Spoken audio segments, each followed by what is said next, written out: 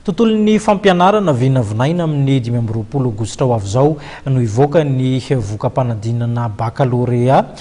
Fantatra fa dia efa manomana ny toy ny fianarana ireo mpianatra tsy vitsy amin'izy ireo no efa manana ny lalam-piofanana eritreretina ho arahana aoriana ny fahazahoana ny diplôma baccalauréat.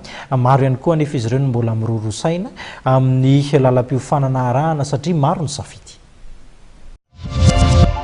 Mitoy ny fitsarana ireo lazadana tamin'ny fanadinana baccalauréat ary eo ampiandrasana ny valim-panadinana ireo mpiadana miisa 20 sy 500 sy 2,000 sy 7 sy 1 hetsy tamin'ny baccalauréat izay fanadinana voalohany idirana amin'ny ambaratonga ambony. Amin'izao fotoan'izao dia tsy vitsy ireo mpiadana na ray aman-dreny no efa mizasahady ny toerana izay ianarana aorian'ny fanadinana baccalauréat. Raha ny tetsy amin'ny université privée de Madagascar dia olona eo amin'ny 20 isan'andro eo no tonga tany mikasika ny tolotra omeny sekoly.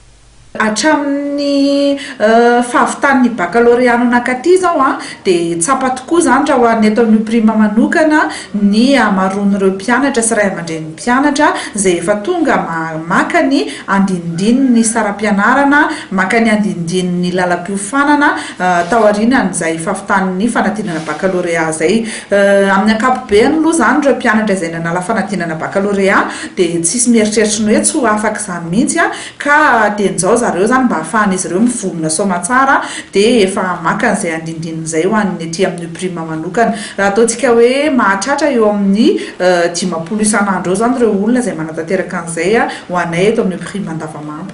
Ireo le filière anankidimy izay misy eto amin'ny prime: gestion et management, commerce et marketing, droit, communication ary paramédicaux dia azo lazaina hoe saika maharesy lahatra ny ray aman-dreny avokoa. Ny rehetra manana ny baccalauréat no afaka miditra amin'ny taona voalohany eto amin'ity sekoly ambony tsy miankiny ity ary amin'ny volana novambra no fidirana ho an'ny taom-pianarana 17 sy 20 sy 20 iveriny eo anivon'ny ministera fampianarana ambony sy fikarohana siantifika fa any amin'ny 20 Aogositra kosa nivoaka ny valim-panadinana baccalauréat.